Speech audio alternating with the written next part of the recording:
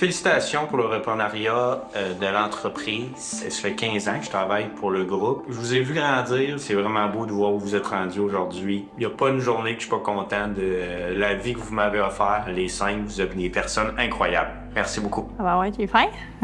Vincent, ça fait vraiment longtemps qu'il travaille avec nous. Il a commencé dans les cuisines des restaurants avec nous. Ensuite de ça, quand on a migré vers le centre de service dans l'administration, ben, il est venu. On a beaucoup de gens qui étaient dans notre univers, dans les restaurants, qui ont grandi avec nous au centre de service. C'était quand même rassurant pour eux de voir que, un, on connaît l'entreprise comme le fond de notre poche. On a grandi dans les cuisines des restaurants.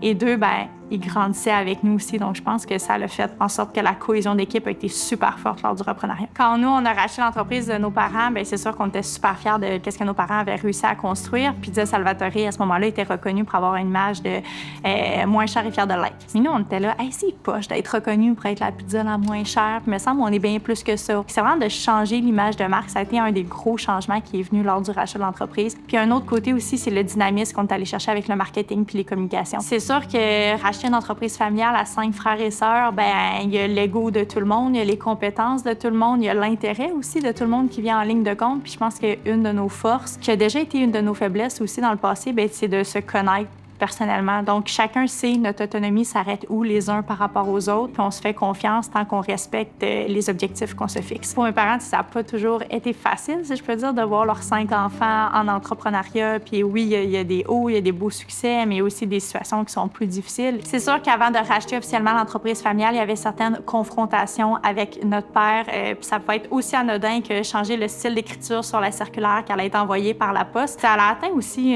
un point culminant de se dire ben là, tu veux-tu qu'on rachète l'entreprise ou on s'en va faire quelque chose d'autre ailleurs? Parce qu'en ce moment, on n'a pas tant de fun à toujours être dans un carré de sable hyper défini puis qu'on peut pas laisser aller notre créativité. Notre père, il disait, quand ça va être votre entreprise, ben vous déciderez comment vous voulez faire les choses, mais assurez-vous de bien comprendre pourquoi moi, je les ai faites pendant toutes ces années-là de cette manière-là et les résultats sont tels qu'ils sont. Puis à ce moment-là, des fois, il y avait comme des flamèches, mais pour mes parents, une valeur très importante, il y a le travail, oui, mais il y a la famille. Fait que même si ça parlait fort pendant des réunions l'après-midi, ben lundi soir, on soupait tout le monde ensemble, puis on mettait notre journée de côté, puis pour eux, c'était vraiment ça le plus important. Mais un coup qu'on a repris l'entreprise familiale, ben c'était comme des chevaux tenus en laisse, puis les laisses ont cassé, là, vraiment toute notre créativité, ça a tout parti, puis ça a fait grandir l'entreprise qu'on connaît aujourd'hui. Mon nom est Elisabeth Abatiello et je suis vice-présidente aux communications et rayonnement, mais aussi associée du groupe Abatiello avec mes frères et sœurs. Ils m'ont dit, toi, t'es bonne pour parler, va parler dans ces affaires-là.